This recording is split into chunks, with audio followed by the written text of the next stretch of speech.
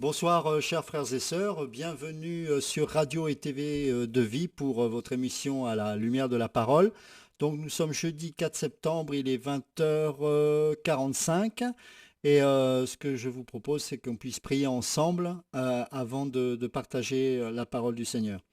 Seigneur, nous te remettons ce temps ce soir, que vraiment tu nous éclaires, que tu nous guides.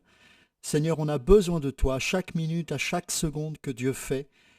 Seigneur, tu es notre oxygène, tu es notre air que nous devons respirer jour après jour. Ta parole est vitale pour nos vies. C'est elle qui opère les transformations, le changement des cœurs, les conversions, les guérisons. Ta parole est puissante et Seigneur, rien ne peut s'opposer à ta parole. C'est elle qui confondra le monde, c'est elle qui jugera toutes choses et tu es la parole. Seigneur, que ton nom soit béni. Éclaire encore moi ce soir, éclaire mes frères et sœurs qui écoutent et qui regardent cette émission et qu'ensemble nous puissions encore une fois ce soir élever le nom de Yahushua. Que ton nom soit béni Jésus. Amen. Alors ce soir, comme je vous l'avais promis jeudi dernier, nous allons parler de notre ami Samson. Et donc pour cela, je vous invite à prendre avec moi le livre des juges. Donc livre des juges à partir du chapitre 13. Alors, pour expliquer le contexte du livre des juges, ce livre-là est un livre, comme toute la parole d'ailleurs, mais juge particulièrement, ce livre-là est un livre prophétique. Lorsqu'on lit le livre des juges, on est un petit peu partagé dans nos sentiments. On est heureux de voir qu'enfin le peuple juif est libéré d'une part de l'Égypte, mais ensuite a trouvé sa destinée, son pays, Israël. Et on pourrait se dire que maintenant que le pays est occupé par le peuple de Dieu et que ensuite les territoires d'Israël ont été distribués aux différentes tribus d'Israël, on pourrait se dire, bah voilà, tout va bien. On voit qu'en plus de cela, eh bien, c'est Dieu qui règne sur son peuple sans qu'il y ait d'intermédiaire, à savoir de roi. Et parallèlement à ça, on voit que c'est la catastrophe. On voit que le livre des juges, les hommes malheureusement font n'importe quoi. Et lorsque le peuple de Dieu se repent, eh bien, Dieu suscite des juges pour libérer le peuple des occupants, car à chaque fois qu'il y avait une rébellion de la part du peuple, Dieu envoyait des ennemis. Et lorsque le peuple se repentait, eh bien, à ce moment-là, Dieu suscitait des juges en Israël pour libérer son peuple. Donc, à chaque fois, nous voyons toujours la même chose, un peuple qui fait n'importe quoi, les conséquences sont là, il y a des ennemis qui se lèvent, particulièrement des Philistins qui occupent le pays, qui martyrisent le peuple se repent, Dieu envoie des libérateurs, des juges, et une fois que le peuple est libéré, eh bien, à nouveau, le peuple retombe dans ses péchés. Et c'est vraiment dramatique parce que c'est pourtant à ce moment-là que le peuple aurait dû vivre quelque chose de beau et de merveilleux. Et la fin de Juge est terrible. On voit que tout le monde fait n'importe quoi, y compris les Lévites. Et à la fin, eh bien, dans le livre de Samuel, on voit que le peuple est amené à réclamer un roi, ce qui n'était pas dans la volonté de Dieu au départ, puisque Dieu avait prévu de régner directement sur son peuple. Et d'ailleurs, par extension, on pourrait faire la même analyse ce soir au travers de l'Église, puisque l'Église, alors qu'elle est appelée en tant que temple du Saint-Esprit, à adorer Dieu, 1 Timothée 2,5 nous dit qu'il n'y a plus aucun médiateur entre Dieu et les hommes, si ce n'est à savoir Jésus-Christ. Et malheureusement, l'Église a réclamé non pas un roi, mais des multiples rois que sont les pasteurs aujourd'hui, qui s'établissent comme des rois sur un peuple qui est censé adorer Dieu seulement. Et donc, on voit ici, au travers de l'épisode avec Samson, une histoire qui peut encore faire écho aujourd'hui. Et je voudrais pour cela qu'on commence à prendre le livre des juges au chapitre 13. Donc, Juges chapitre 13, à partir du verset 1, où il est écrit ceci. Les fils d'Israël firent encore ce qui déplaît à l'Éternel. Et l'Éternel les livra entre les mains des Philistins pendant 40 ans. Voilà, on voit qu'à chaque fois c'est redondant, hein. Ils font ce qu'ils veulent, ils déplaisent à l'Éternel. L'Éternel les livre entre les mains des Philistins pendant 40 ans. Et là, c'est vraiment quelque chose de terrible qui se produit dans le pays d'Israël, car les Philistins étaient très cruels et les occupaient, ce territoire et avec une main de fer. Et au verset 2, il est dit qu'il y avait un homme de Tsoréa, de la famille des Danites, et qui s'appelait Manoach. Sa femme était stérile et n'enfantait pas. L'ange de l'Éternel apparut à la femme et lui dit, « Voici, tu es stérile et tu n'as point d'enfant. Tu deviendras enceinte et tu enfanteras un fils. Maintenant, prends bien garde, ne bois ni vin, ni liqueur, et ne mange rien d'impur. Car tu vas devenir enceinte et tu enfanteras un fils. Le rasoir ne passera point sur sa tête, parce que cet enfant sera consacré à Dieu dès le ventre de sa mère. Et ce sera lui qui commencera à délivrer Israël de la main des Philistins. » La femme alla dire à son mari, « Un homme de Dieu est venu vers moi, et il avait l'aspect d'un ange de Dieu, un aspect redoutable. Je ne lui ai pas demandé d'où il était, et il ne m'a pas fait connaître son nom. Mais il m'a dit, tu vas devenir enceinte et tu enfanteras un fils, et maintenant ne bois ni vin ni liqueur forte, et ne mange rien d'impur, parce que cet enfant sera consacré à Dieu dès le ventre de sa mère, jusqu'au jour de sa mort. » Alors, je voudrais qu'on s'arrête déjà sur ce passage qu'on vient de lire, et qu'on aille directement au livre de Nombre, au chapitre 6. Nombre, chapitre 6, où il nous est parlé du vœu de Naziréa. Alors, qu'est-ce que le vœu de Naziréa ou qu'est-ce qu'un Naziréa? Eh bien, on va le découvrir en lisant Nombre chapitre 6 à partir du verset 1.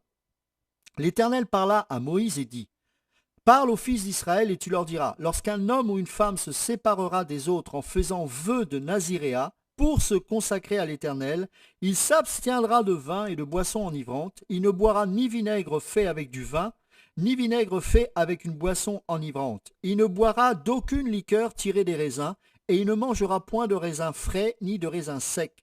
Pendant tout le temps de son naziréa, il ne mangera rien de ce qui provient de la vigne, depuis les pépins jusqu'à la peau du raisin. Pendant tout le temps de son naziréa, le rasoir ne passera point sur sa tête jusqu'à l'accomplissement des jours pour lesquels il s'est consacré à l'Éternel. Il sera saint, il laissera croître librement ses cheveux. Pendant tout le temps qu'il a voué à l'Éternel, il ne s'approchera point d'une personne morte. Il ne se souillera point à la mort de son père, de sa mère, de son frère ou de sa sœur, car il porte sur sa tête la consécration de son Dieu. Pendant tout le temps de son naziréa, il sera consacré à l'Éternel. Si quelqu'un meurt subitement près de lui et que sa tête consacrée devienne ainsi souillée, il se rasera la tête le jour de sa purification, il se la rasera le 7e jour. Le 8e jour, il apportera au sacrificateur 2 tourterelles ou 2 jeunes pigeons à l'entrée de la tente d'assignation. Le sacrificateur sacrifiera l'un comme victime expiatoire et l'autre comme holocauste, et il fera pour lui l'expiation de son péché à l'occasion du mort. Le naziréen sanctifiera ainsi sa tête ce jour-là. Il consacrera de nouveau à l'Éternel les jours de son naziréa, et il offrira un agneau d'1 an en sacrifice de culpabilité. Les jours précédents ne seront point comptés parce que son naziréa a été souillé. Voici la loi du naziréen. Le jour où il aura accompli le temps de son naziréa, on le fera venir à l'entrée de la tente d'assignation. Il présentera son offrande à l'Éternel, un agneau d'1 an et sans défaut pour l'holocauste, une brebis d'1 an et sans défaut pour le sacrifice d'expiation, et un bélier sans défaut pour le sacrifice d'action de grâce. Une corbeille de pain sans levain, de gâteaux de fleurs de farine pétris à l'huile et de galettes sans levain arrosées d'huile, avec l'offrande et la libation ordinaire. Le sacrificateur présentera ces choses devant l'Éternel, et il offrira sa victime expiatoire et son holocauste. Il offrira le bélier en sacrifice d'action de grâce à l'Éternel, outre la corbeille de pain sans levain, avec l'offrande et la libation. Le naziréen rasera à l'entrée de la tente d'assignation sa tête consacrée. Il prendra les cheveux de sa tête consacrée, et il les mettra sur le feu qui est sous le sacrifice d'action de grâce. Le sacrificateur prendra l'épaule cuite du bélier, un gâteau sans levain de la corbeille et une galette sans levain, et il les posera sur les mains du naziréen, après qu'il aura rasé sa tête consacrée. Le sacrificateur les agitera de côté et d'autre devant l'Éternel. C'est une chose sainte qui appartient au sacrificateur avec la poitrine agitée et l'épaule offerte par élévation. Ensuite, le naziréen pourra boire du vin. Telle est la loi pour celui qui fait vœu du naziréen. Telle est son offrande à l'Éternel pour son naziréat. Outre ce qui lui permettront ses ressources, il accomplira ce qui est ordonné pour le vœu qu'il a fait selon la loi de son naziréat. Alors, on voit ici dans le passage de Nombre 6 que le naziréen faisait vœu de consécration à l'Éternel de ce qu'on appelait naziréat à l'époque, de son plein gré. C'était une fois l'âge adulte établi que le naziréen ressentait dans son cœur le désir de se mettre à part. Et lorsqu'on se mettait à part de cette manière, c'est-à-dire qu'on voulait faire un vœu de ce qu'on appelait à l'époque naziréa, il y avait des choses à faire. La première chose, c'est qu'on faisait quelque chose qui, en apparence, était contraire à la loi, c'est-à-dire de laisser pousser ses cheveux et que le rasoir ne devait point passer sur sa tête. Ensuite, il ne devait pas boire de boissons enivrantes euh, et même ne manger en aucun cas un raisin. Pourquoi? Il faut savoir qu'il y a des raisons pour cela. C'est que quand bien même le raisin en tant que fruit n'est pas un alcool, lorsqu'il est digéré dans le ventre de l'homme ou de la femme, il fermente et il dégage des vapeurs toxiques. Et c'est ce que Dieu refusait. Il ne voulait pas qu'il y ait des produits de fermentation dans son corps, car il devait être lucide spirituellement et à chaque instant de sa vie, il devait être spirituellement aguerri afin d'écouter la voix de Dieu. Donc le naziréen ne s'appartenait pas à lui-même, mais son corps, son âme et son esprit étaient entièrement consacrés à Dieu. Et je vais vous dire une chose, mes amis. Les premiers qui vont dénoncer les naziréens, ce sont les religieux. Car lorsqu'ils vont voir un naziréen, ils vont dire quoi? Tu as les cheveux longs, ce n'est pas conforme à la parole de Dieu. Tes cheveux te font ressembler à une fille. Voilà, quand on est dans la loi, on ne comprend pas les hommes qui marchent par l'esprit. Ça ne veut pas dire que parce que tu es dans l'esprit, tu commets des péchés ou tu fais n'importe quoi. Non. Mais nous devons rester des hommes et des femmes animés de l'esprit de Dieu. Et seuls ceux qui ont l'esprit de Dieu savent discerner dans la vie des autres ceux qui sont vraiment dans la parole de Dieu et qui sont dans la consécration. Et être consacré avec Dieu vous mettra en permanence en opposition avec les religieux. Et je vais vous expliquer, essayer de vous démontrer par la grâce de Dieu, combien d'hommes de Dieu ont mal interprété Samson lorsqu'ils lisent le livre de Juges, parce qu'avec un regard religieux, on ne peut pas comprendre Samson. On ne peut pas le comprendre. Et là, bien sûr, dans Nombre 6, il est parlé d'un vœu de naziréen lorsque la personne est volontairement consacrée à Dieu. Mais là, c'est beaucoup plus profond dans Juge 13, et c'est pour ça que c'est un livre qui est tellement prophétique et qui est censé nous parler aujourd'hui, puisque on peut y voir aussi une référence avec les chrétiens que nous sommes.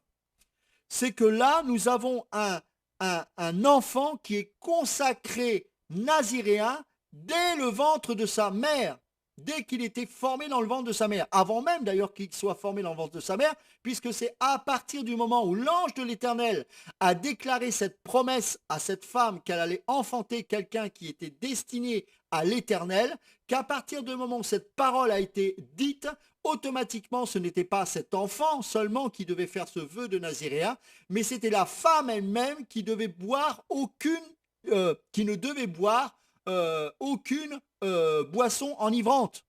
Pourquoi? Parce que l'enfant, lorsqu'il va commencer à être formé dans le ventre, au travers du placenta, eh bien, il va se nourrir de tout ce que la femme va manger et va boire. Par conséquent, si la femme prend ce même raisin et qui va fermenter à l'intérieur, eh bien, l'enfant lui-même va se nourrir de cette chose. Or, comme il est consacré dès le ventre de sa mère à l'Éternel, il est naziréa.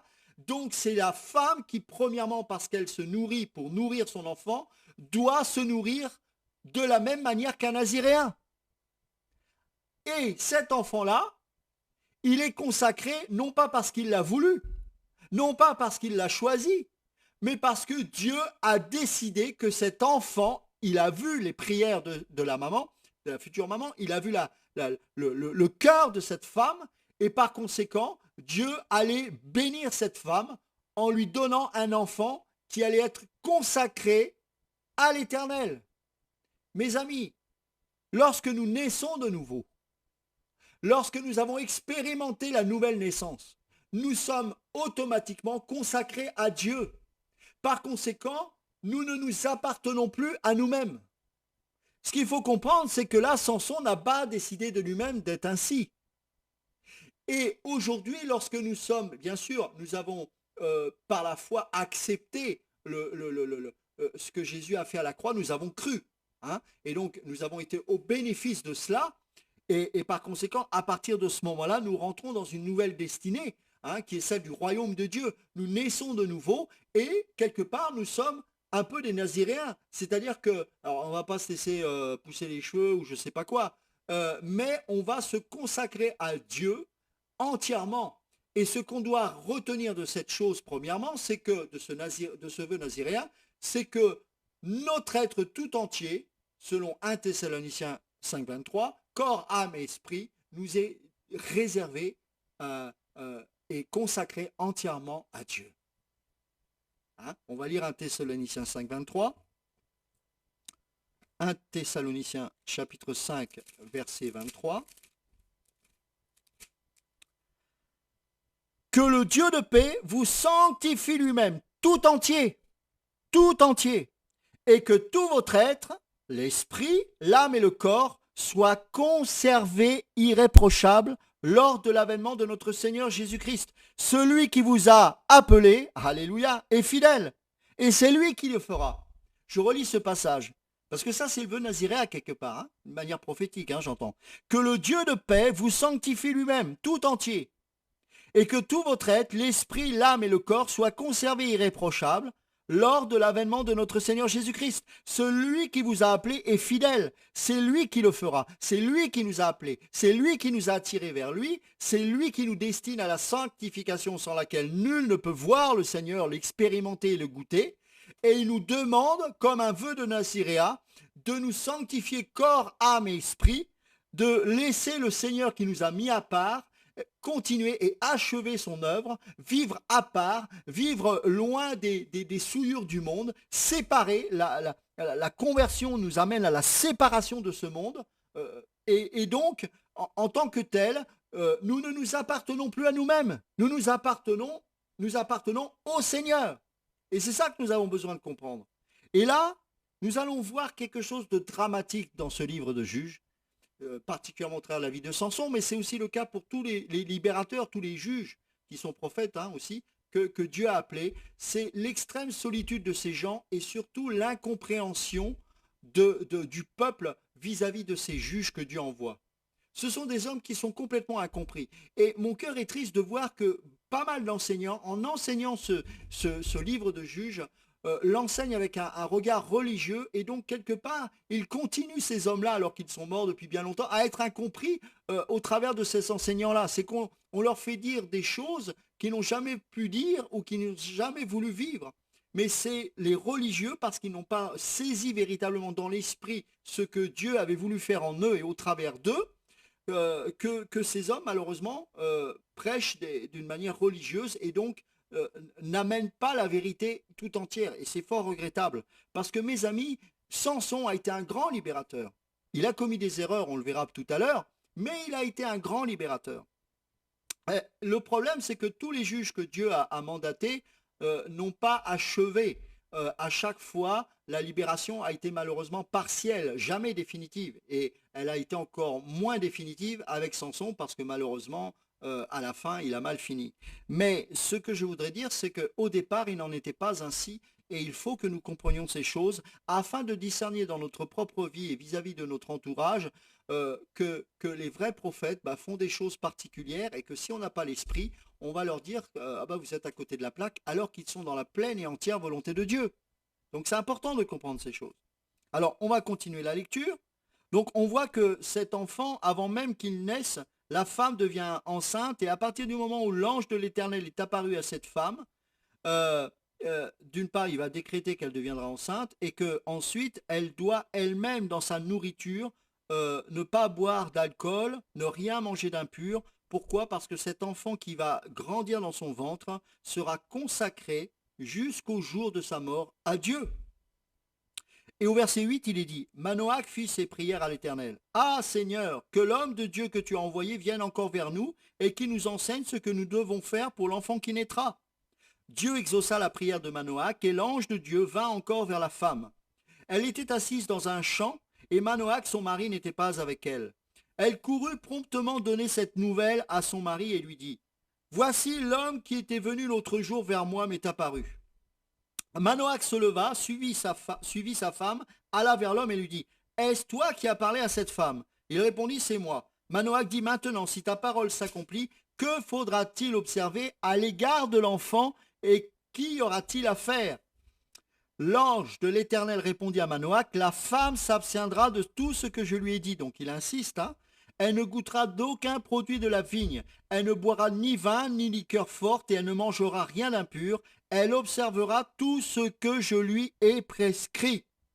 Manoach dit à l'ange de l'Éternel, Permets-nous de te retenir et de t'apprêter un chevreau. L'ange de l'Éternel répondit à Manoach, Quand tu me retiendrais, je ne mangerai pas de ton mets, mais si tu veux faire un holocauste, tu l'offriras à l'Éternel.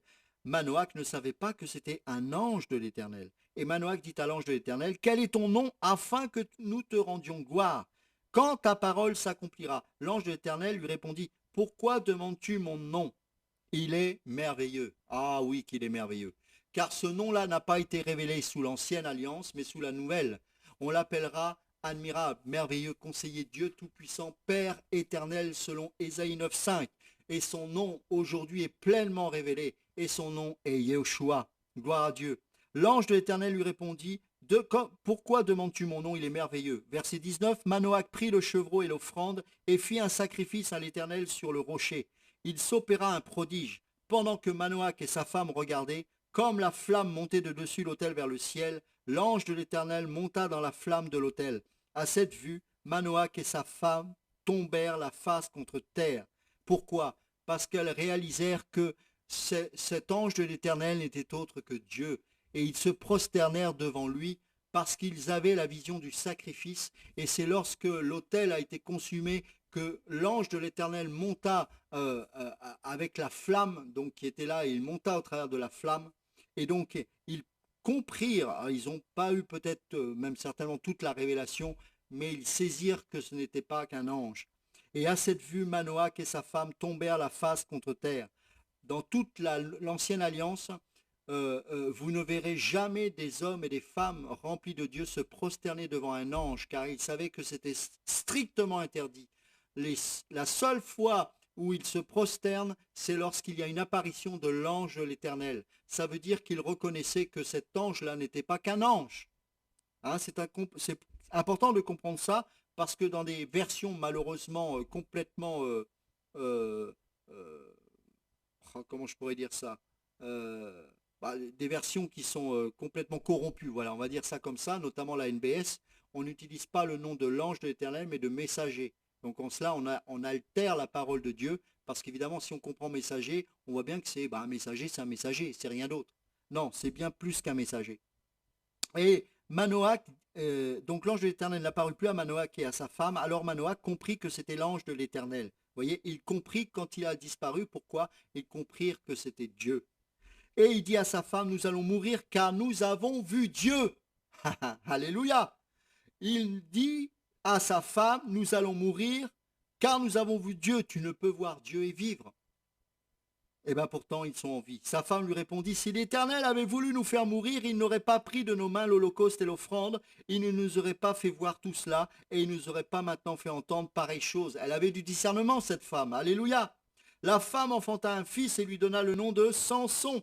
L'enfant grandit et l'Éternel le bénit, et l'esprit de l'Éternel commença à l'agiter à Machanedan ou Machanedan, entre Tsoréa et Eshtaol. Alors, il y aurait beaucoup de choses à dire sur le chapitre 13, mais ce n'est pas le but de mon enseignement ce soir. Je voudrais plutôt qu'on s'attarde sur le ministère de Samson qui démarre donc à partir du Juge chapitre 14. Et soyez bien attentifs ce soir parce que je pense que le Seigneur va encore, par sa grâce, nous ouvrir les yeux et nous faire comprendre que lorsqu'on est animé de l'Esprit de Dieu, on fait des choses, on pose des gestes prophétiques, des actes prophétiques. Il y a l'esprit du prophète qui est en nous, et le prophète par excellence, c'est bien sûr le Seigneur Jésus-Christ lui-même. Au verset 1 donc, du Juge chapitre 14, il est écrit « Samson descendit à Timna, et il y vit une femme parmi les filles des Philistins. Lorsqu'il fut remonté, il le déclara à son père et à sa mère et dit « J'ai vu Timna, une femme parmi les filles des Philistins, prenez-la maintenant pour ma femme. » Alors là, les religieux, et malheureusement certains pasteurs enseignent ça en disant « Ah, voilà, dès le départ, Samson est à côté de son ministère parce que dans la loi de Dieu, et c'est vrai, il était interdit, et n'utilisez pas ce passage pour vous marier avec des païens, hein, bien évidemment, ou des païennes. Dans ce passage, il est bien précisé que, pardon, dans la loi, que un juif, un israélite, ne pouvait pas se marier avec une étrangère. Et c'est vrai, la loi interdisait ces choses. C'était une abomination aux yeux de Dieu. Et n'utilisons pas non plus ce passage pour dire puisque Samson l'a fait, moi aussi je peux me marier avec n'importe qui. Non, bien évidemment. Pourquoi? Parce que là, il était dans la volonté de Dieu. Alors là, vous allez me dire, mais qu'est-ce qu'il raconte Ludo? Moi, je raconte rien, c'est la parole de Dieu qui le dit. Le problème, c'est que certains, notamment ses parents, n'avaient pas compris, ils n'étaient pas dans l'esprit, et ils pensaient qu'il n'était pas, il était Samson complètement à côté de la plaque. Pourtant, au verset 3, il est dit ceci. Son père et sa mère lui disent, n'y a-t-il point de femme parmi les filles de tes frères et dans tout notre peuple que tu ailles prendre une femme chez les Philistins qui sont incirconcis? Et Samson dit à son père, prends-la pour moi car elle me plaît. Alors si on s'arrête là, on se dit, ouais, elle est complètement charnelle. Samson voit cette Philistine, ah, elle est jolie, je la prends. Verset 4, son père et sa mère ne savaient pas que cela venait de l'Éternel. Alors là encore, si on s'arrête là, on se dirait, oui, mais cela venait de l'Éternel dans son omniscience, dans sa pleine connaissance. Il savait que, voilà, Samson allait tomber dans ce travers. Non, non, on ne peut pas dire ça, parce que je relis ce verset et je vous lis la suite. Son père et sa mère ne savaient pas que cela venait de l'Éternel, 2 points, car Samson cherchait une occasion de dispute de la part des Philistins. Ah, il y avait une stratégie derrière. En ce temps-là, les Philistins dominaient sur Israël. En fait, il était détaché de cette femme, bien qu'il lui plaisait, certainement, mais il avait une stratégie, c'était de mettre du bazar dans le camp des Philistins. Alors, au verset 5, il est dit, Samson descendit avec son père et sa mère à Timna. Lorsqu'ils arrivèrent aux vignes de Timna, voici, un jeune lion rugissant vint à sa rencontre. L'esprit de l'Éternel saisit Samson. Ah ah. Et sans avoir rien à la main, Samson déchira le lion comme on déchire un chevreau. Il ne dit point à son père et à sa mère ce qu'il avait fait. Il descendit et parla à la femme, et elle lui plut. Quelque temps après, il se rendit de nouveau à Timna pour la prendre et se détourna pour voir le cadavre de lion. Il était interdit pour un naziréen, pour tout homme de Dieu consacré, de toucher un animal mort. Et voici, il y avait un essaim d'abeilles et du miel dans le corps du lion. Il prit entre ses mains le miel dont il mangea pendant la route.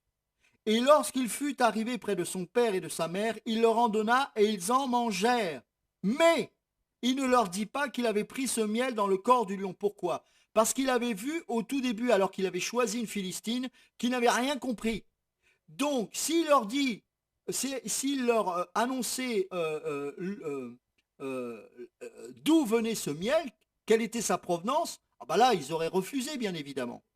Et pourtant, il fallait qu'ils mangent ce miel, et on verra pourquoi.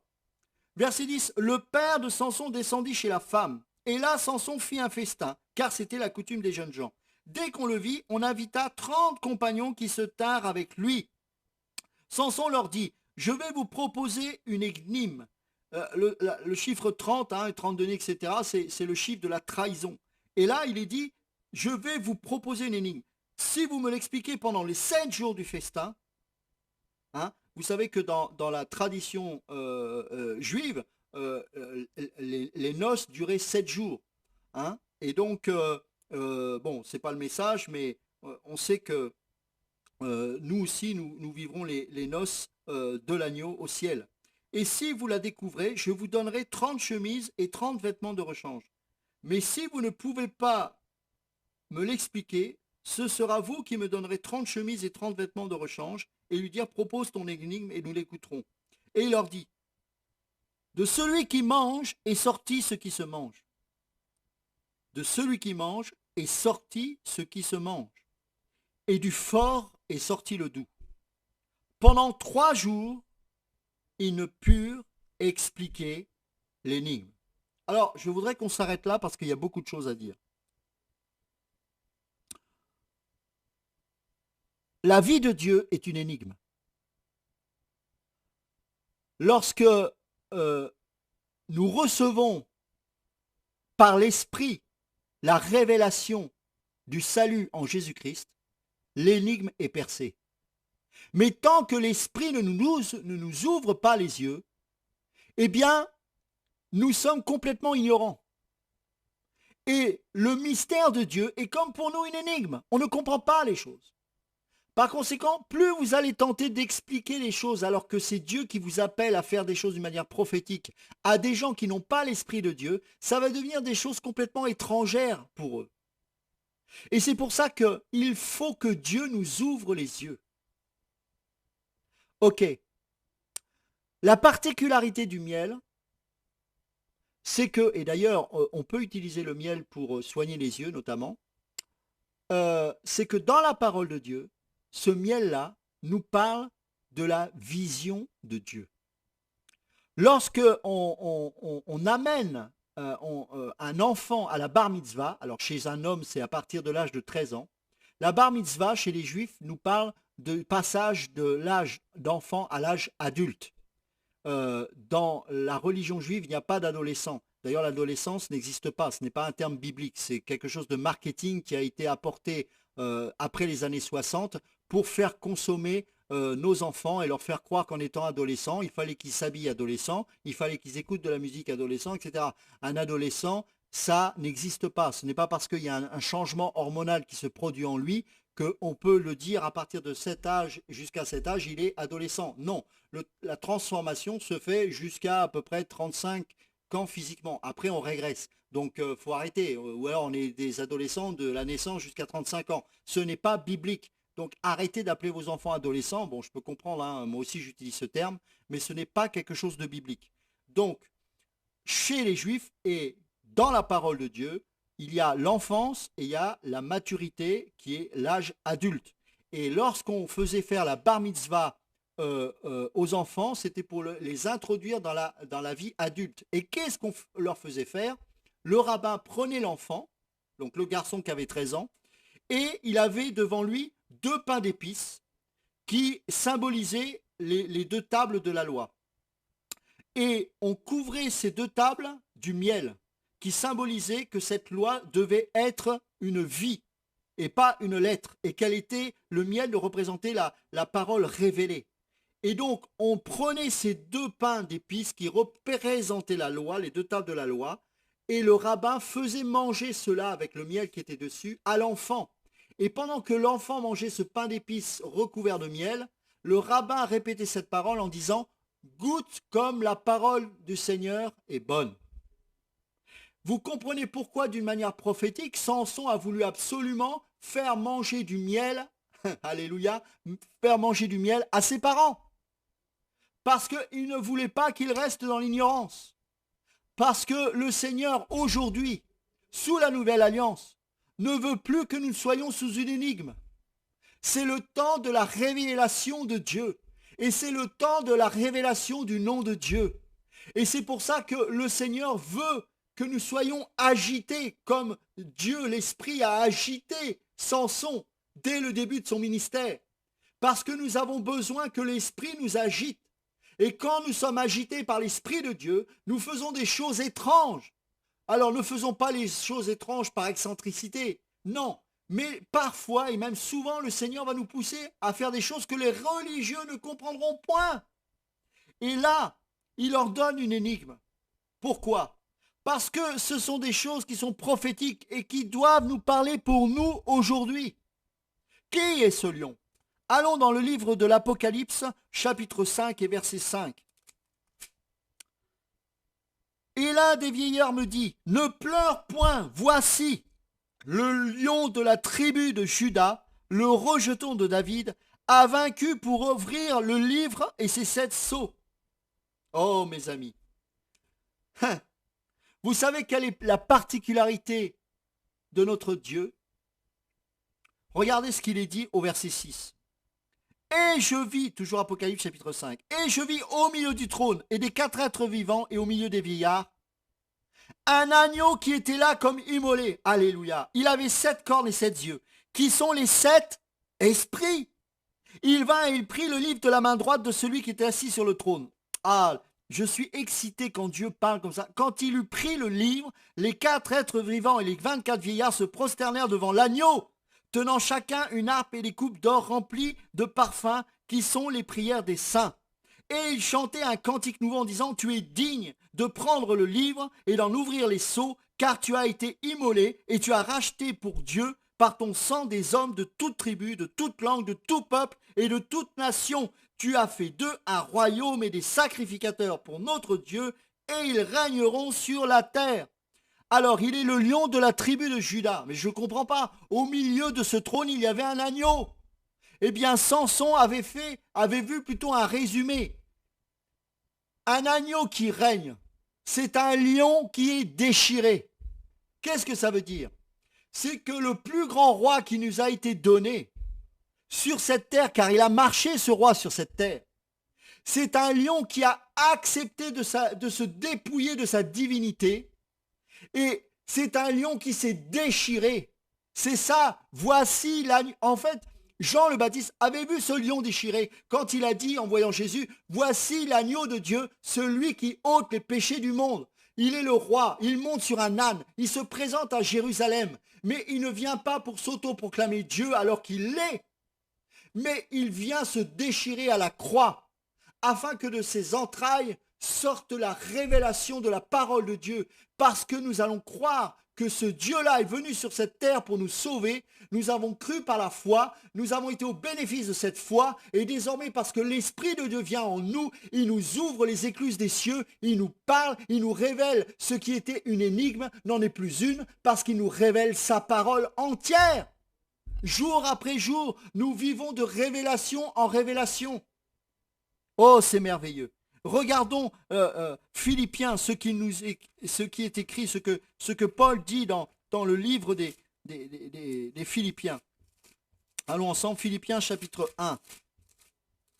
Ah, Dieu est bon, Dieu est bon. Alors, on va prendre... il faudrait tout lire, mais bon. Voilà. Philippiens chapitre 2, verset 5. Ayez en vous les sentiments qui étaient en Jésus-Christ, existant en forme de Dieu. Il n'a point regardé son égalité avec Dieu comme une proie à arracher, mais il s'est dépouillé lui-même, en prenant une forme de serviteur, en devenant semblable aux hommes, et il apparut comme un vrai homme. Il s'est humilié lui-même, se rendant obéissant jusqu'à la mort, même jusqu'à la mort de la croix. C'est pourquoi aussi Dieu l'a souverainement élevé. C'est pour ça que c'est l'agneau qui règne au milieu du trône, parce qu'il a refusé à manifester un jugement qui était là pour détruire la terre. Non, c'est un roi, le lion, qui s'est déchiré pour se transformer en agneau, c'est-à-dire en sacrifice, pour s'offrir en sacrifice vivant, afin de nous sauver. Afin de nous sauver. Et au verset 9, il est dit, c'est pourquoi aussi Dieu l'a souverainement élevé, c'est pour ça que c'est un agneau qui règne, et il lui a donné le nom qui est au-dessus de tout nom, afin qu'au nom de Jésus, tout genou fléchisse dans les cieux, sur la terre et sous la terre, et que toute langue confesse que Jésus-Christ est Seigneur, à la gloire de Dieu le Père. Alléluia. Et donc, ce lion-là, il l'a... comment dirais-je, il a été ici, en revenant dans Juge chapitre 14, il a été, Samson a déchiré ce lion comme on déchire quoi, hein, chaque mot est important, hein, comme on déchire un chevreau. Comme on déchire un chevreau. Pas comme on déchire, je sais pas moi, un chat ou un lapin, si tant est soit-il qu'on puisse déchirer un lapin, j'en sais rien. Mais non, comme un chevreau ou comme un agneau. Un roi qui a accepté de se laisser sacrifier pour être l'agneau qui ôte les péchés du monde. Voilà le sens. Et tu ne peux recevoir que la nourriture qui va t'ouvrir les yeux qu'à partir du moment où tu vas mettre ta main dans ce roi qui s'est déchiré pour toi. Car c'est de lui que coulera les fleuves d'eau vive. N'oublie pas que lorsque Moïse a voulu donner de l'eau à ce peuple qui murmurait parce qu'il avait soif, il a fallu que le rocher, la première fois, soit frappé pour qu'il en sorte de l'eau. Et le rocher, nous savons que c'est Christ. Et regardez ce que nous dit Psaume, alléluia, Psaume chapitre 81, verset 14. Psaume 81, verset 14. On va prendre Psaume 81, verset 14. « Ô si mon peuple m'écoutait, si Israël marchait dans mes voies. En un instant, je confondrai leurs ennemis. Je tournerai ma main contre leurs adversaires. Ceux qui haïssent l'Éternel le flatteraient, et le bonheur d'Israël durerait toujours. Je le nourrirai du meilleur froment, et je le rassasirai du miel du rocher. Et je le rassasirai du miel du rocher. » Hein, nous savons que Christ, c'est notre rocher. Et que parce qu'il a été brisé, parce qu'il a été frappé, humilié, nous dit la parole, selon Ésaïe 53, eh bien, on va le lire, on va lire Ésaïe 53. Ésaïe chapitre 53. Qui a annoncé, verset 1, qui a cru à ce qui nous était annoncé? Qui a reconnu le bras de l'Éternel? Il s'est élevé devant lui comme une faible plante, comme un rejeton qui sort d'une terre desséchée. Il n'avait ni beauté, ni éclat pour attirer nos regards, et son aspect n'avait rien pour nous plaire. Méprisé et abandonné des hommes, homme de douleur et habitué à la souffrance, semblable à celui dont on détourne le visage, nous l'avons dédaigné, nous n'avons fait de lui aucun cas. Cependant, ce sont nos souffrances qu'il a portées, c'est de nos douleurs qu'il s'est chargé, et nous l'avons considéré comme puni, frappé de Dieu et humilié. Mais il était blessé pour nos péchés, brisé pour nos iniquités. Le châtiment qui nous donne la paix est tombé sur lui, et c'est par ses meurtrissures que nous sommes guéris. Alléluia. Il a été, verset 7, maltraité et opprimé, et il n'a point ouvert la bouche, semblable à un agneau qu'on mène à la boucherie, à une brebis muette devant ceux qui la tondent. Il n'a point ouvert la bouche. Il a été enlevé par l'angoisse et le châtiment, et parmi ceux de sa génération qui a cru qu'il était retranché de la terre des vivants et frappé pour les péchés de mon peuple, on a mis son sépulcre parmi les méchants, son tombeau avec le riche, quoiqu'il n'ait point commis de violence et qu'il n'y ait point eu de fraude dans sa bouche. Il a plu à l'Éternel de le briser par la souffrance, après avoir livré sa vie en sacrifice pour le péché.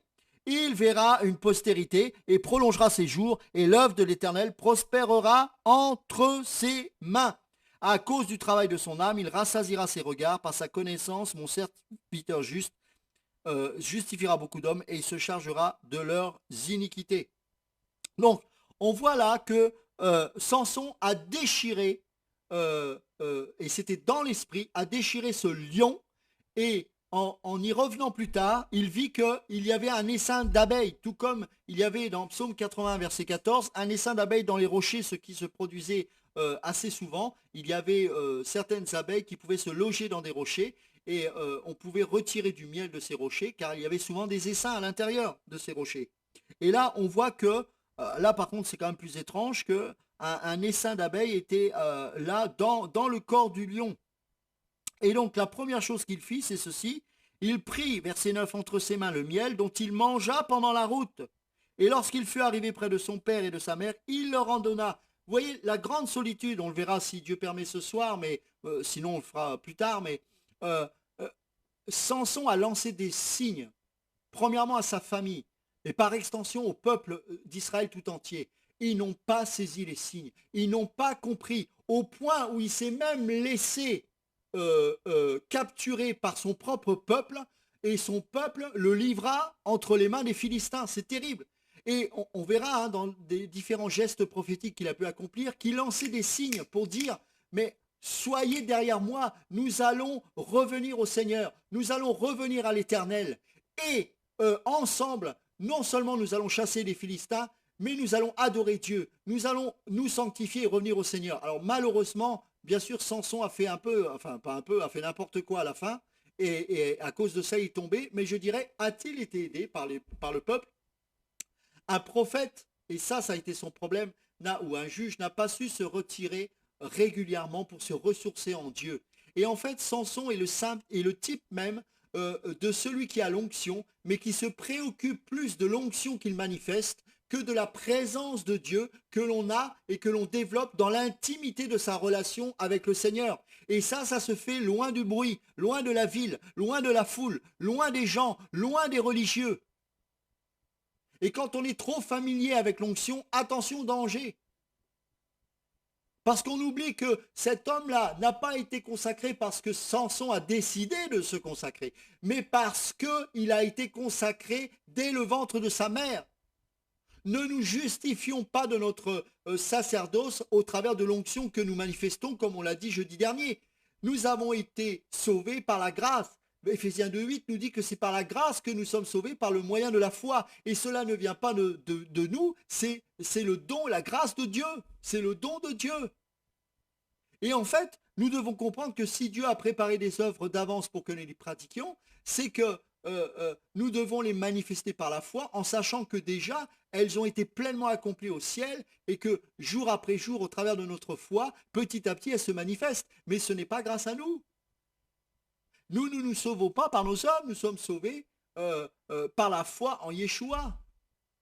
Et donc, on doit comprendre que on ne doit pas être familier par rapport à ces choses-là. Et là, il fait un geste prophétique qui est remarquable. Et donc, il donne une énigme à un peuple qui est complètement étranger à Dieu, qui ne peut pas comprendre ces choses. Et il savait, parce qu'il était dans l'esprit, que ces hommes-là ne pouvaient pas discerner l'énigme. C'est pour ça qu'ensuite, il y a eu ce qu'on va lire plus tard, parce que il ne devait pas comprendre cette énigme. Et il est dit que pendant 3 jours, ils ne purent expliquer l'énigme. De celui qui mange, verset 14, est sorti ce qui se mange.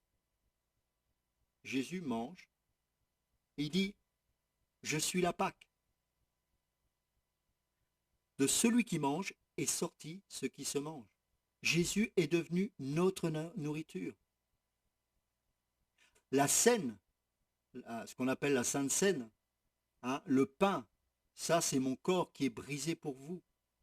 Buvez, parce que c'est le sang que je verse pour vous, que j'ai versé pour vous. Donc, à chaque fois que vous le faites, vous le ferez en mémoire de moi. Et lorsque Jésus dit qu'il est la parole, au commencement est la parole était Dieu, eh bien, il est dit que l'homme ne vivra pas de pain seulement, mais de toute parole qui sort de la bouche de Dieu. Jésus est notre nourriture, lui qui sur cette terre se nourrissait comme tout homme, mais qui s'est offert pour nous afin qu'il soit notre nourriture. De celui qui mange est sorti ce qui se mange, et du fort est sorti le doux. Ça, c'est le caractère du brisement. La douceur de Christ qui est manifestée au travers de sa vie brisée, offert en sacrifice pour nos péchés. Et il en est sorti du miel. Ce miel qui sert à nous ouvrir les yeux. Ce miel qui nous aide à discerner les choses de la parole, afin que cette parole nous ouvre les yeux, afin que cette parole n'entre pas dans notre intellect, mais dans notre esprit, et qu'elle rafraîchisse notre âme, et qu'elle libère nos corps, et qu'elle nous transforme jour après jour dans le renouvellement de notre intelligence, selon Romains 12, 1 et 2. Et pendant 3 jours, ils ne purent expliquer l'énigme.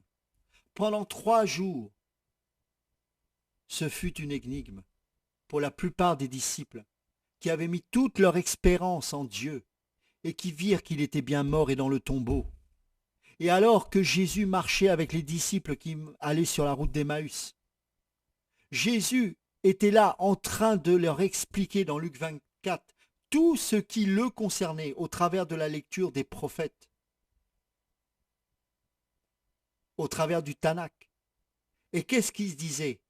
Mais notre cœur ne brûlait-il pas au-dedans de nous? Pourtant, avant qu'il se montre clairement, ils ne purent le discerner. Ce Jésus-là était une énigme. Mais à la résurrection, il n'était plus une énigme. Lorsqu'il y eut la Pentecôte dans Acte 2, Alors Pierre pouvait sortir de la chambre haute, parce qu'il avait reçu la promesse de Dieu, qu'il allait recevoir, et que tous les 120 dans la chambre haute, et c'est pour cela que Jésus leur avait dit d'attendre ce qu'il leur avait promis, à savoir le Saint-Esprit, ils allaient recevoir le Saint-Esprit, cette puissance qui survenait sur eux, qui était la puissance même de Dieu, l'Esprit de Jésus, Jésus lui-même. Et donc cette puissance-là allait transformer leur vie. Et ils comprirent maintenant tout ce que Jésus avait pu leur dire de son vivant. Ce n'était plus une énigme. La religion est une religion d'énigmes. La religion ne partage pas la connaissance. La religion ne parle pas de révélation. La religion, c'est comme la franc-maçonnerie. On y accède par degrés, par étapes. Tu fais tel cours, ensuite tu as tel autre cours, et ensuite, mais quand est-ce que j'y arriverai? Jamais, mon ami, parce qu'à la fin, il n'y en a qu'un, et c'est Lucifer. Mais par contre, dans la pleine et entière révélation de Dieu, c'est l'élargissement. Ce n'est pas une pyramide. C'est une vie de Dieu qui se manifeste. Allez, faites de toutes les nations des disciples. Et on revient ainsi à l'ordre de Dieu. Multipliez-vous et dispersez-vous. Comme il a été redonné ce même ordre à Noé après le déluge, dispersez-vous sur toute la surface de la terre. Nous sommes dans le temps de la dispersion. Nous sommes dans le temps où, selon 1 Pierre 2, 5 à 10, nous sommes tous des sacrificateurs. Nous sommes tous devenus responsables. Pourquoi? Parce que l'énigme a été déchiffrée par le Saint-Esprit en devenant une nouvelle créature. Nous ne sommes plus sous l'énigme. Ces choses, la preuve, c'est qu'aujourd'hui nous sommes capables de comprendre par l'Esprit cette parole qui à l'époque était une énigme, au point où les parents même de Samson, alors qu'ils avaient vu l'ange de l'Éternel, ne pouvaient pas comprendre les gestes de Samson. Mais aujourd'hui, tu as ce miel qui t'a été donné parce que Christ est mort à la croix et qu'il a déchiré ses entrailles pour toi. Il s'est dépouillé de sa divinité alors qu'il était Dieu et qu'il est Dieu. Afin qu'en tant qu'homme, il se présente comme l'agneau de Dieu, celui qui ôte les péchés du monde. Merci Seigneur. Je te rappelle que celui qui avait vu dès le départ que c'était l'agneau de Dieu, c'était celui qui se nourrissait de miel. Jean le Baptiste. Alléluia! Il se nourrissait de miel dans le désert, loin du monde, loin du brouhaha de la religion. Il a vu, pour lui, c'était pas une énigme. Il a dit, voici l'agneau de Dieu. Oh mes amis, mange du miel. Mange du miel et tu verras que ta vie n'est pas une énigme. Tu verras que Jésus n'est pas une énigme. C'est une nourriture. Et il te demande de creuser dedans. Mais il est mort, c'est impur. Je n'ai pas le droit. La loi te dit que je peux pas. Il peut rien sortir d'un mort. C'est impur. Oui, mais il y a mort et mort. Ce lion déchiré est ressuscité. Et il règne. Et tu peux puiser en permanence cette manne qui vient du ciel par le Saint-Esprit. Et c'est lui qui t'ouvre les yeux et qui te fait comprendre que tu n'es plus sous l'énigme. Quand tu lis, ce n'est plus une lettre, c'est une parole vivante. C'est plus une énigme pour toi. Pourquoi? Pourquoi c'était une énigme pour ces hommes? Parce qu'ils n'étaient pas destinés à avoir une relation avec Dieu. Samson était là pour leur faire querelle, pour les tuer, pour faire la guerre avec eux, pas pour les amener à Christ. Ils ne devaient pas comprendre cette énigme. C'est pour ça que Samson s'est mis en colère et il savait que quelqu'un avait dû leur dire le secret. Et il ne devait pas comprendre ces choses, parce qu'il n'était pas destiné à comprendre l'énigme. L'énigme était pour son peuple. La compréhension de l'énigme était pour son peuple. Tout comme aujourd'hui, ta vie ne doit plus être une énigme. Et Christ ne doit plus être une énigme pour toi. Parce que si tu es né de nouveau, tu te nourris de ce miel qui provient de ce lion déchiré, de cet agneau qui est venu ôter ton péché. Et que tu vis de révélation en révélation, de gloire en gloire. Et que parce que ce n'est plus une énigme, mais que Dieu est vivant dans ta vie, alors il y a une transformation, alors il y a un renouvellement de ton intelligence, alors il y a une métamorphose qui se produit littéralement, afin que tu deviennes de plus en plus libre. Et quand les hommes qui ne sont encore dans leur religion te regardent, ne te comprennent pas, ils disent, mais il est complètement malade ce gars. Mais c'est ça la vie de Dieu. Pour les autres, tu es une énigme. Comment se fait-il que celui qui était alcoolique, qui pouvait boire, je sais pas moi, 4 litres de whisky par jour, devienne un naziréen, devienne quelqu'un qui ne boit plus d'alcool? Quelqu'un qui ne se met plus dans les choses du monde. C'est une énigme pour celui qui n'a pas l'Esprit de Dieu. Mais pour celui qui a l'Esprit de Dieu, il sait. Parce que lui aussi a eu cette révélation. Lui aussi se nourrit du miel. Et c'est pour ça que Samson voulait que ses parents mangent du miel. Mais parce qu'ils étaient religieux, il ne voulait surtout pas leur dire d'où venait ce miel, quelle était sa provenance. Mon ami, tu n'es pas destiné à vivre dans une énigme éternelle. Ce Dieu-là ne doit plus être une énigme pour toi. Bien sûr, on ne connaît pas toutes choses, mais nous avons une relation avec Dieu. Ces hommes-là n'étaient pas destinés à comprendre cette énigme. Ils n'étaient pas là pour avoir une relation avec Dieu. Ils étaient là pour recevoir une raclée de la part de Dieu. Et c'est pour ça que Samson avait été établi juge avant même qu'il naisse, parce que Dieu avait suscité un libérateur pour libérer son peuple. Le 7e jour, la perfection de Dieu, l'accomplissement de Dieu. Le 7e jour, le chiffre 7, ils dirent à la femme de Samson, persuade ton mari de nous expliquer l'énigme. Bah tiens, sinon nous te brûlerons toi et la maison de ton père. C'est pour nous dépouiller que vous nous avez invités, n'est-ce pas? La femme de Samson pleurait auprès de lui et disait, tu n'as pas pour moi que de la haine, tu n'as pour moi, que de la haine, et tu ne m'aimes pas. Tu as proposé une énigme aux enfants de mon peuple, et tu ne me l'as point expliquée. Et il lui répondait, je ne l'ai expliqué ni à mon père ni à ma mère, est-ce à toi que je l'expliquerai? Elle pleura auprès de lui pendant les 7 jours que dura leur festin, et le 7e jour, il la lui expliqua, car elle le tourmentait. Elle donna l'explication de l'énigme aux enfants de son peuple. Mes amis, voilà la faiblesse de Samson. Effectivement, c'était les femmes. Et de la même manière que cette femme l'a harcelé au point où il a dit le secret, il n'aurait pas dû le dire. Eh bien, il a cédé au désir de Dalila plus tard, afin qu'il lui dise d'où lui venait cette force. C'était une énigme pour les autres. Il devait garder cela pour lui. Car ce n'était pas le temps de la révélation pour les païens à l'époque. Il a été entièrement destiné à la libération de son peuple. Et à cause de cette faiblesse vis-à-vis des femmes, et à cause du fait qu'il n'était pas capable de résister à la pression de ces femmes-là, eh bien, il a failli à sa mission. Et il en a subi malheureusement les conséquences. Il y a des choses qu'on ne peut pas expliquer. Il faut laisser l'Esprit de Dieu convaincre, car c'est lui qui convainc de péché, de justice et de jugement. Tu peux dire à un païen qu'il est pécheur, mais si l'Esprit ne le convainc pas, ça ne va rien changer dans sa vie. Je ne l'ai ni expliqué ni à mon père ni à ma mère. Est-ce à toi que je l'expliquerai? Eh bien oui, car à force de pleurnicher, il a cédé. Verset 18, les gens de la ville dirent à Samson, le 7e jour, avant le coucher du soleil, quoi de plus doux que le miel et quoi de plus fort que le lion? Et il leur dit, si vous n'aviez pas labouré avec ma génisse, vous n'auriez pas découvert mon énigme. Sous-entendu, si vous n'avez pas séduit mon épouse, si vous n'aviez pas soutiré les informations, vous n'auriez jamais pu comprendre ces choses. Et alors, l'Esprit de l'Éternel le saisit. Et il descendit à Ascalon. Il y tua 30 hommes, prit leurs dépouilles et donna les vêtements de rechange à ceux qui avaient expliqué l'énigme. Il était enflammé de colère et il monta à la maison de son père. Sa femme fut donnée à l'un de ses compagnons avec lesquels il était lié. Vous savez, le gros problème de Samson, c'était la familiarité avec l'onction. Il pensait que parce qu'il avait la force de Dieu, il pouvait faire tout et n'importe quoi. Non, il devait être concentré sur son appel. Car il était appelé non pas à vivre pour lui-même, non pas à faire tout et n'importe quoi. Il était un libérateur. Nous sommes tous des libérateurs. Pourquoi? Parce que nous avons reçu l'esprit de Yeshua, ce Yeshua qui nous a libérés. Et rappelez-vous que son ministère, il a introduit en lisant Ésaïe 66, où il est dit, je suis venu libérer qui? Les captifs. Les captifs que nous étions. Et parce que nous avons l'esprit de Jésus, nous avons nous-mêmes cet esprit de libérateur. Ce n'est pas nous qui libérons, bien évidemment, mais nous sommes consacrés à Dieu pour manifester l'esprit de Dieu, car c'est l'esprit de Dieu qui libère.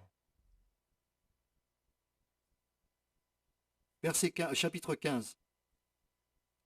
Quelque temps après, à l'époque de la moisson des blés, Samson alla voir sa femme et lui porta un chevreau.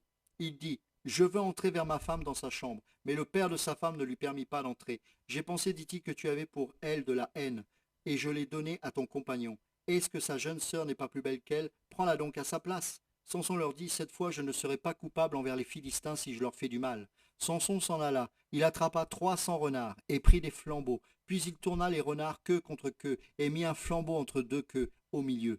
Il alluma les flambeaux, lâcha les renards dans les blés des Philistins et embrasa les tas de gerbes, le blé sur pied et jusqu'aux plantations d'oliviers. Les Philistins dirent, qui a fait cela? On répondit, Samson, le gendre du Timien, parce que celui-ci lui a pris sa femme et l'a donnée à son compagnon. Et les Philistins montèrent et ils la brûlèrent, elle et son père. C'est d'une cruauté, hein, le livre des juges, c'est terrible. Hein. Et plus on livre juge, plus on voit que la cruauté augmente. Samson leur dit, est-ce ainsi que vous agissez? Je ne cesserai qu'après m'être vengé de vous. Il les battit à plate couture, puis il descendit et se retira dans la caverne du rocher d'Étam. Ah, enfin, enfin, enfin il se retire. Enfin il va essayer de se ressourcer en Dieu. Alors les Philistins se mirent en marche, campèrent en Juda, verset 9, et s'étendirent jusqu'à l'Échi. Les hommes de Juda dirent, pourquoi êtes-vous montés contre nous? Ils répondirent, nous sommes montés pour lier Samson afin de le traiter comme il nous a traités. Sur quoi 3000 hommes de Juda descendirent à la caverne du rocher d'Étam et dirent à Samson, ne sais-tu pas que les Philistins dominent sur nous? Que nous as-tu donc fait? Il leur répondit, je les ai traités comme ils m'ont traité. Ils lui dirent, nous sommes descendus pour te lier afin de te livrer entre les mains des Philistins. Ah mais c'est terrible! Samson leur dit, jurez-moi que vous ne me tuerez pas. Ils lui répondirent, non, nous voulons seulement te lier et te livrer entre leurs mains. Sous-entendu, nous on est gentils, on ne veut pas te tuer. Ah bon? Non, on va juste te remettre dans les mains de ceux qui vont te tuer. Mais nous, non, on n'est pas comme ça. La confusion totale. Il est lui-même et commence à être dans la confusion. Il commence à faire tout et n'importe quoi. Mais en plus de cela, le peuple ne discerne pas en lui le libérateur. Et plutôt que d'essayer de voir si eux-mêmes peuvent voir au travers de lui un libérateur qui va enfin être suscité par Dieu pour virer les Philistins, et ainsi ils vont pouvoir enfin retourner vers Dieu, eh bien non. Non seulement ils ne le suivent pas, mais ils le livrent aux mains même de leurs ennemis.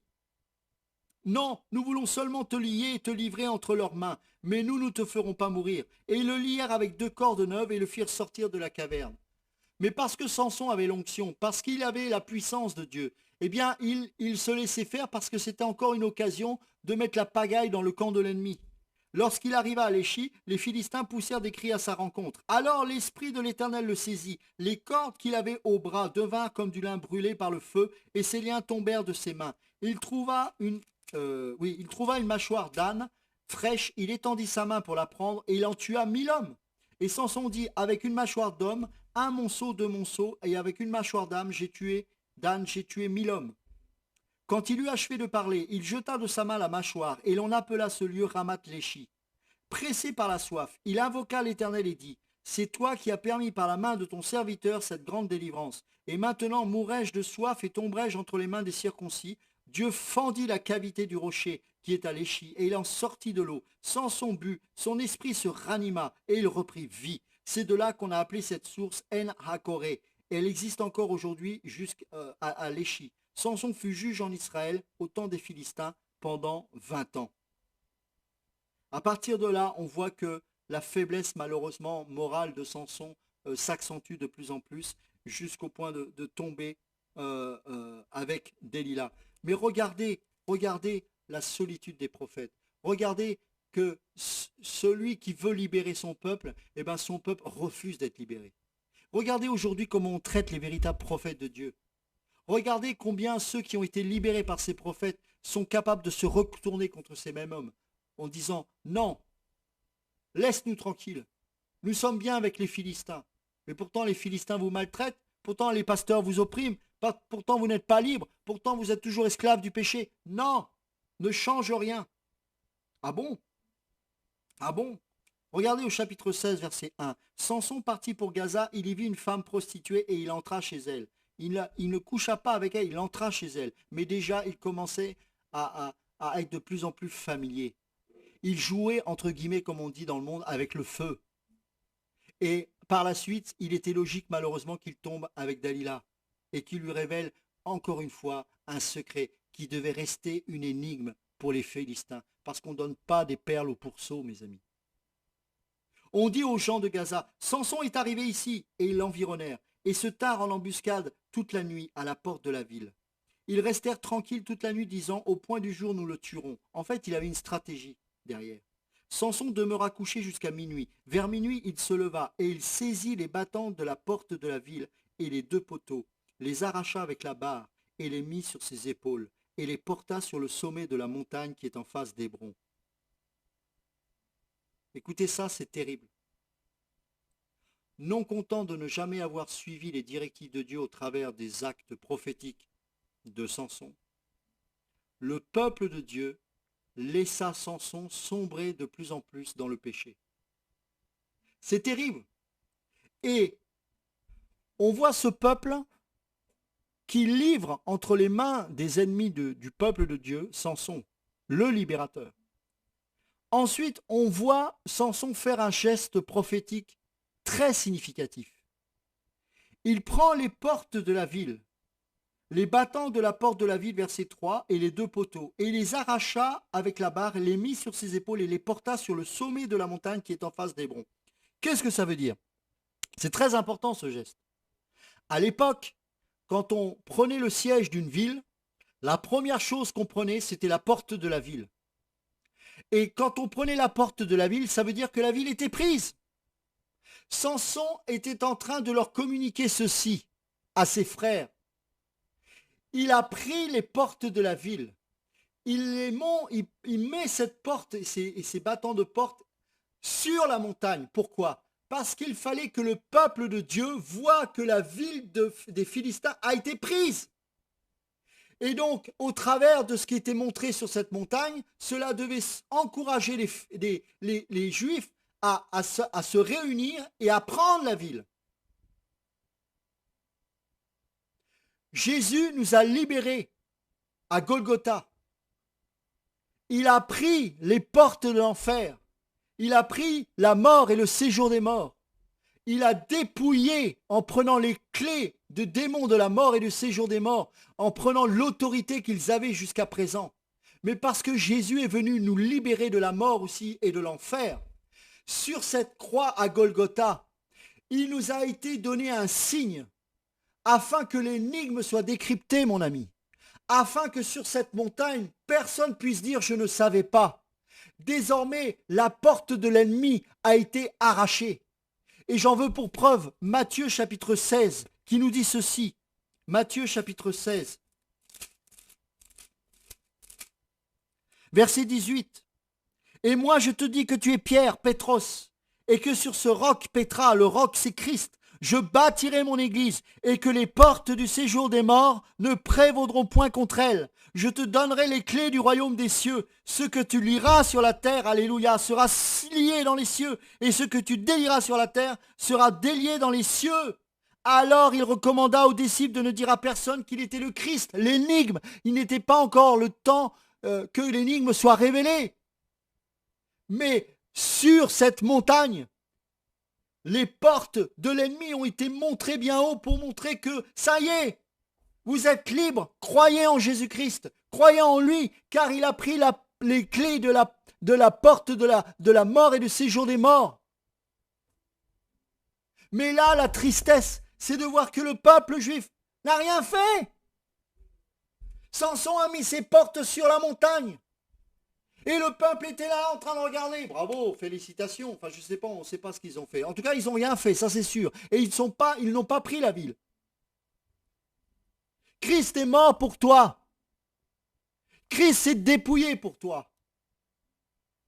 Est-ce que tu vas rester spectateur en regardant cette œuvre à Golgotha en disant bravo, beau geste, belle attitude, magnifique, quel sacrifice, quel don de soi? Non, tu dois être acteur.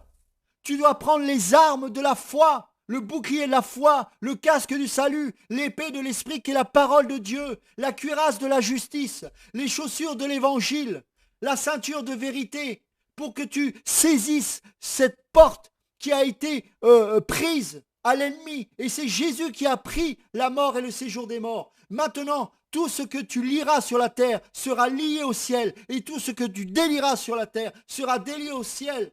Pardonne. Aime, consacre-toi, sanctifie-toi, manifeste la patience de Dieu, manifeste les fruits de l'esprit, avance, laisse l'esprit de Dieu changer ton caractère, Saisis ces combats, saisis ces armes. La vie de Dieu n'est plus une énigme pour toi. Ne regarde pas la croix Golgotha comme une œuvre magnifique sans que tu sois pour autant acteur. Non, tu dois être acteur, tu dois être impliqué, car c'est la foi qui est agissante par l'amour qui te mène à la victoire.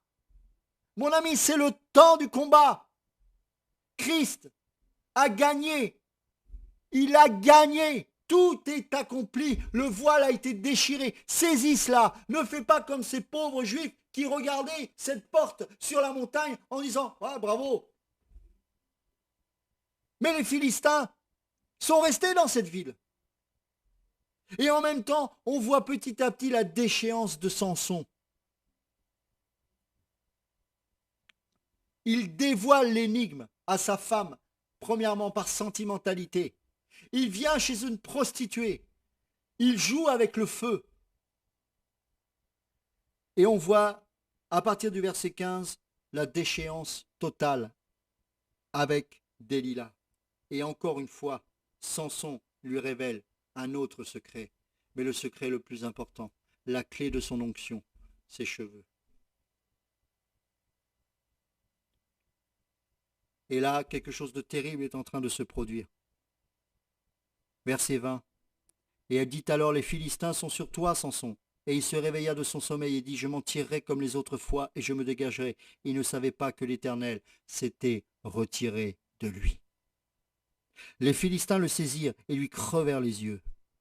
Ils le firent descendre à Gaza et le lièrent avec des chaînes d'airain. Ils tournaient la meule dans la prison. Cependant, ses cheveux recommençaient à croître depuis qu'il avait été rasé. Combien de fois Satan a piégé des libérateurs, des vrais prophètes appelés de Dieu, mais parce qu'ils étaient familiers avec l'onction, parce qu'ils ne se préoccupaient pas de la présence de Dieu, ils ne cultivaient pas la présence de Dieu. Ils étaient familiers avec les présences de Dieu, ils ne se sanctifiaient plus ou de moins en moins. Eh bien, Satan a crevé les yeux de ces prophètes-là et les a fait tourner comme des esclaves avec une meule. Et pendant ce temps, les cheveux repoussent.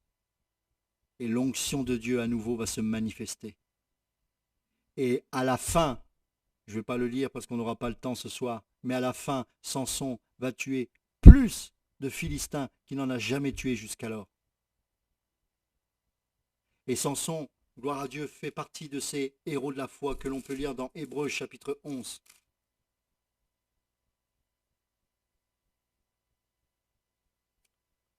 Verset 32. Et que dirais-je encore? Car le temps me manquerait pour parler de Gédéon, de Barak, de Samson, de Jephthé, de David, de Samuel et des prophètes qui par la foi vainquirent des royaumes, exercèrent la justice, obtinrent des promesses, fermèrent la gueule des lions, éteignirent la puissance du feu, échappèrent aux tranchants de l'épée, guérirent de leurs maladies, furent vaillants à la guerre, mirent en fuite des armées étrangères. Des femmes recouvrèrent leur mort par la résurrection, d'autres furent livrées au tourment et n'acceptèrent point de délivrance afin d'obtenir une meilleure résurrection. D'autres subirent les moqueries et le fouet, les chaînes et la prison. Ils furent lapidés, sciés, torturés. Ils moururent tués par l'épée. Ils allèrent çà et là, vêtus de peaux de brebis et de peaux de chèvre, dénués de tout, persécutés, maltraités, eux dont le monde n'était pas digne, errant dans les déserts et les montagnes, dans les cavernes et les antres de la terre. Tout cela à la foi desquels il a été rendu témoignage, n'ont pas obtenu ce qui leur a été promis, Dieu ayant vu quelque chose de meilleur pour nous, afin qu'ils ne parviennent pas sans nous à la perfection. Nous donc aussi, puisque nous sommes en vie de témoins, rejetons tout fardeau et le péché qui nous enveloppe si facilement, et courons avec persévérance dans la carrière qui nous est ouverte, ayant les regards sur Jésus, qui suscite la foi et la mène à la perfection. En échange de la joie qui lui était réservée, il a souffert la croix, méprisé l'ignominie, et s'est assis à la droite du trône de Dieu. Ne vis plus dans l'énigme, ce n'est plus le temps, et considère que cette porte, Jésus a dit, je suis la porte. Il est la porte. Il est celui qui t'ouvre les écluses des cieux, qui te donne accès au royaume de Dieu. Saisis cette opportunité par la foi si tu n'es pas encore au Seigneur. Et si tu l'es, mais parce que tu es peut-être spectateur, c'est le moment de rentrer dans la promesse. C'est de rentrer dans la parole de Dieu. C'est de rentrer dans l'accomplissement de Dieu, dans l'accomplissement de toutes choses. Et de saisir les armes de Dieu par le Saint-Esprit. Et d'enfin d'avancer, d'avancer, d'avancer. Oh, il y aura des combats. Oh, il y aura des luttes. Mais nous sommes faits pour combattre ici-bas. Et Dieu ne nous a pas donné des armes charnelles, mais spirituelles. Pour vaincre un ennemi qui n'est pas charnel. Ton ennemi n'est pas l'homme. Tu dois aimer l'homme. Tu dois le bénir en toutes circonstances, quand bien même il te maudit. Mais tu dois faire la guerre aux démons. Et parce que Jésus a vaincu Satan à la croix, parce que tous les démons étaient vaincus, et que tout genou fléchira au nom de Jésus, alors tu peux saisir les armes par la foi et avancer en vainqueur. Car le juste vivra par la foi, et je puis tout par celui qui me fortifie. Si Dieu est avec moi, qui sera contre moi? Car dans Romains 8, il est écrit ceci, une promesse de Dieu merveilleuse pour nous. Pas une promesse pour avoir de l'argent ici-bas, ça c'est des promesses minables. Ça c'est pour les gens du monde, ça. Nous on est destinés pour des choses plus grandes. Nous avons lu Hébreux chapitre 11. On a vu que tous ces héros de la foi étaient maltraités de leur vivant. Pourquoi? Parce qu'ils méritaient autre chose. Ils ne faisaient pas partie de ces gens du monde. La terre, là, n'est pas notre terre. Nous méritons mieux que cela. Nous sommes destinés à autre chose. Celui qui se vautre dans la richesse, celui qui se vautre dans ces choses-là, c'est de la vulgarité. Car, verset 38, j'ai l'assurance, que ni la mort, ni la vie, ni les anges, ni les dominations, ni les choses présentes, ni les choses à venir, ni les puissances, ni la hauteur, ni la profondeur, ni aucune autre créature ne pourra nous séparer de l'amour de Dieu manifesté en Jésus-Christ, notre Seigneur. Et il est dit précédemment, au verset 35, « Qui nous séparera de l'amour de Christ ? Sera sa tribulation, l'angoisse, la persécution, la faim, la nudité, le péril ou l'épée, selon qu'il est écrit, c'est à cause de toi qu'on nous met à mort tout le jour, qu'on nous regarde comme des brebis destinées à la boucherie. Mais dans toutes ces choses, nous sommes plus que vainqueurs par celui qui nous a aimés. » Alléluia. Pourquoi? Parce que sur la montagne, la porte de la ville de l'ennemi a été prise. La victoire a été établie à Golgotha. Jésus a remporté le combat. La bataille, la guerre a été remportée. Et désormais, nous pouvons saisir par la foi les armes que Dieu nous a données dans Éphésiens 6 pour que nous puissions combattre en proclamant par la foi la victoire en Yeshua. La vie chrétienne ne doit pas être une énigme pour un enfant de Dieu. Et tous ceux qui sont extérieurs aux promesses de Dieu doivent rentrer dans ces promesses de Dieu. Et il faut qu'ils entendent, parce que Dieu veut que tous soient sauvés. Tous. Et il faut que ceux qui ont reçu la vision de Dieu, qui ont compris que pour eux Dieu n'est plus une énigme, eh bien il faut mettre sur cette montagne Yeshua Hamashiach. Ce n'est pas l'homme qui doit être élevé, ce n'est pas l'homme qui doit être manifesté, ce n'est pas même ton onction. Regarde où l'onction a mis Samson et dans quel état. Non. Mais Samson était un libérateur. Samson avait pour but de délivrer son peuple. Et pour les Philistins, tout ce qu'il faisait était une énigme. Mais malheureusement, pour son propre peuple, tout ce qu'il pouvait faire lorsque c'était vraiment de Dieu, eh bien c'était une énigme également. Maintenant, nous ne devons pas imiter la fin de Samson et malheureusement les erreurs qu'il a commises, combien il est tombé avec les femmes, et ça c'est dramatique. Mais parce que nous devons cultiver la présence de Dieu. Et si nous restons dans notre relation avec Dieu, si nous nous préoccupons plus de notre relation que de l'onction qu'on manifeste, on sera gardé. Mais si on est familier avec Dieu, si on dit « Ah, mais j'ai l'onction, mais je prie, les démons sont chassés. » Oui, dans Matthieu 7, on a vu ce que ça a donné. « Ah, mais Seigneur, en ton nom, nous avons chassé les démons. On a fait des miracles. Je ne te connais pas, toi qui commets l'iniquité. » Quel que soit ton ministère, si tu te vautres dans le péché et que tu y demeures et que tu aimes ça, c'est l'enfer qui t'est destiné. Quand bien même tu manifestes une onction. Mais par contre, si toi, tu as compris que Christ n'est plus une énigme et que désormais tu es victorieux en lui et que Dieu te demande, alors qu'il t'a donné l'onction, de libérer, d'abord d'être libéré, chose que Dieu a fait dans nos vies, mais ensuite d'amener le libérateur dans la vie des autres, alors là oui, là il y a la gloire de Dieu. Là, il y a la manifestation, la gloire de Dieu. Alors je crois qu'on a un appel. Oui, bonsoir, on vous écoute. Non, il n'y a pas d'appel. Ok, autant pour moi, je voyais une lumière. Ah, c'est peut-être une autre lumière. Dieu est bon. En tout cas, vraiment, je voudrais nous encourager. Vous savez, euh, euh, moi, quand j'étais dans la religion, je pouvais lire la Bible et je ne comprenais rien. Et avant même que je convertisse, j'ai lu la Bible pendant 1 an et demi. Je n'ai rien compris. J'ai perdu 1 an et demi parce que ça ne sert à rien. Parce que la lettre tue, mais l'esprit vivifie. Mais quand on reçoit le miel, et quand on sait que Jésus nous a ouvert les écluses des cieux, et que la vie chrétienne n'est plus une énigme, ça l'est pour ceux qui ne nous comprennent pas comment une prostituée peut se destiner vierge pour son futur époux. C'est une énigme pour un païen, mais ça ne l'est pas pour un enfant de Dieu. Seuls ceux qui ont l'Esprit de Dieu peuvent saisir l'énigme. Et on ne peut pas saisir l'énigme par la fraude, par la triche, par le soudoiement. On n'est pas des Simon le magicien. On n'achète pas l'Esprit de Dieu. Je ne sais pas si on a un coup de fil, on n'a pas de coup de fil, ok.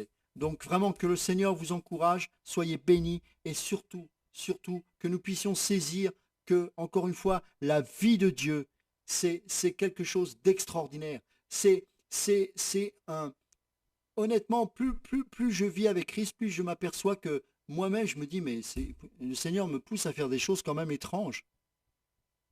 Et ça, c'est la vie de Dieu. Ça, c'est la vie de Dieu. On peut plus vous... Ah, lui, il doit être pentecôtiste. Vous savez, moi, je savais discerner les pentecôtistes. Je savais discerner le baptiste. Parce que le pentecôtiste, il parle d'une certaine manière. C'est pas une énigme. On le connaît.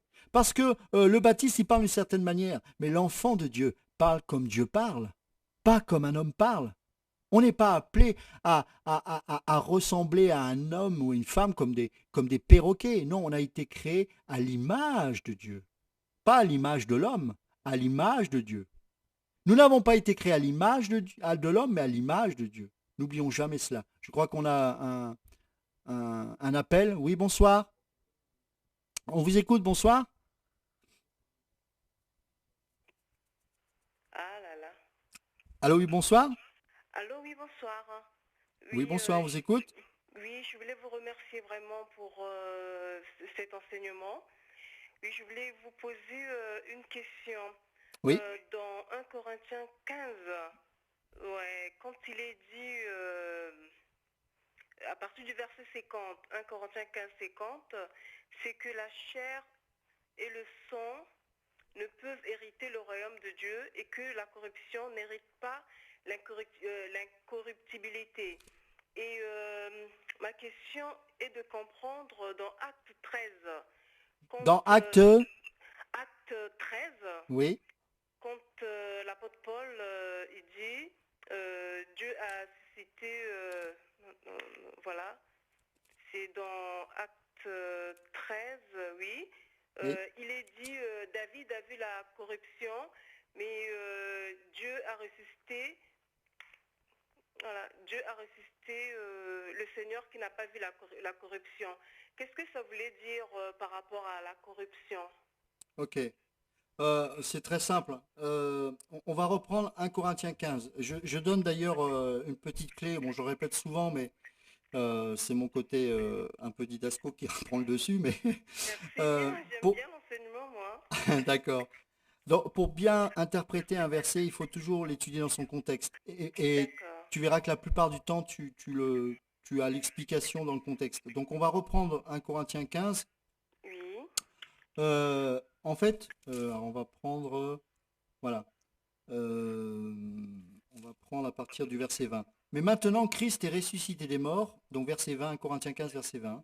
Mais oui, maintenant, Christ est ressuscité des morts, il est les prémices de ceux qui sont morts. Car puisque la mort est venue par un homme, c'est aussi par un homme qu'est venue la résurrection des morts. Et comme tous meurent en Adam, de même aussi tous revivront en Christ. Mais chacun en son rang. Christ comme prémisse, puis ceux qui appartiennent à Christ lors de son avènement. Ensuite viendra la fin quand il remettra le royaume à celui qui est Dieu et Père, après avoir réduit à l'impuissance toute domination, toute autorité, toute puissance. Bon, on va plus loin, verset 29. Non, verset... Verset 35. Mais Oui. quelqu'un dira, comment les morts ressuscitent-ils et avec quel corps viennent-ils? Mhm. Insensé, ce que tu sèmes ne reprend point vie s'il ne meurt, et ce que tu sèmes, ce n'est pas le corps qui naîtra, c'est un simple grain de blé peut-être ou d'une autre semence. Puis Dieu lui donne un corps comme il lui plaît, et à chaque semence, il donne un corps qui lui est propre. Toute chair n'est pas la même chair, mais autre est la chair des hommes, autre celle des quadrupèdes, autre celle des oiseaux, autre celle des poissons. Il y a des corps célestes et des corps terrestres, mais autre est l'éclat des corps célestes, autre celui des corps terrestres, autre est l'éclat du soleil, autre l'éclat de la lune, et autre, etc., etc. Ainsi en est-il, verset 42, de la résurrection des morts. Le corps est semé corruptible, il ressuscite incorruptible. Quand il est parlé du corruptible, c'est ton corps charnel. D'accord. Donc en fait, à la résurrection, il y a la résurrection à un moment donné aussi du corps qui doit y avoir. Mhm. D'accord? Donc D'accord. l'incorruptibilité nous parle aussi du corps ressuscité. D'accord. C'est en cela que quand il est D'accord. parlé de David dans Acte 13, Ok. la corruption, c'est lié au corps charnel. Ok, oui. D'accord? Oui, Donc oui. la corruption, c'est pas dans le sens, alors évidemment aujourd'hui c'est une notification, t'es corrompu, t'es ceci. Non, ça n'a rien à voir. Tout à C'est fait, oui. que nous devons hériter, la résurrection sera totale à partir du moment où notre corps aussi ressuscitera dans un corps glorifié. Et ce corps-là ne sera pas charnel, il sera un corps céleste. D'accord. Donc c'est Ok. pour ça qu'il n'y aura pas de corruption, de corruptibilité. C'est-à-dire que notre corps ressuscitera incorruptible. C'est-à-dire que lorsqu'il sera encore glorifié ou ressuscité, il n'y aura plus rien de charnel dans ce corps. D'accord. Il sera d'une nature céleste. Donc dans le ciel, il ne peut pas y avoir de choses corrompues. D'accord. Donc c'est pour ça que euh, au verset 50, il dit, ce que je dis frère, c'est que la chair et le sang, c'est-à-dire ton corps, ne peut hériter le royaume de Dieu et que la corruption n'hérite pas l'incorruptibilité. Là, le contexte qui parle de la résurrection du corps. D'accord, ok. Oui, oui. Ça, j'avais compris, mais je voulais mettre le lien avec David. C'est surtout parce que dans Acte 13, 36, il est marqué, or David, euh, après avoir en son temps servi au dessein de Dieu, est mort, a D'accord. été réuni à ses pairs et a vu la corruption. Donc c'est ce que je voulais dire, mais là je comprends bien c'était parce qu'il n'était pas ressuscité, c'est ça? Voilà. A vu la corruption. Ouais, ouais. Ah, là, ça paraît plus clair là Vous voyez maintenant. le lien? Mm. Oui, ah oui, oui, oui, Donc, oui, or très bien, David, après très bien. avoir eu son temps, servi au dessein de Dieu, est mort et a été Mhm. réuni à ses pairs et a vu la La corruption. Donc corruption, c'est lié à la mort. c'est lié à la mort, Mais ouais, celui que ouais. Dieu a ressuscité Ressuscité, n'a pas vu la ouais. corruption. Il n'est pas resté dans la Jésus-Christ, tombe. ouais. Ouais, ouais, ouais. D'accord? Donc c'est D'accord, le même ok. sens en fait. Ok, Et c'est ok. là où on voit que la parole est parfaite parce que Oh, entre elle ces est deux parfaite. auteurs, il y a quand même quelques siècles d'écart, hein. Ah Donc on voit oui, que c'est bien le oui. Saint-Esprit qui parle, hein. Ah oui, c'est vrai, c'est vrai. Oh, c'est très...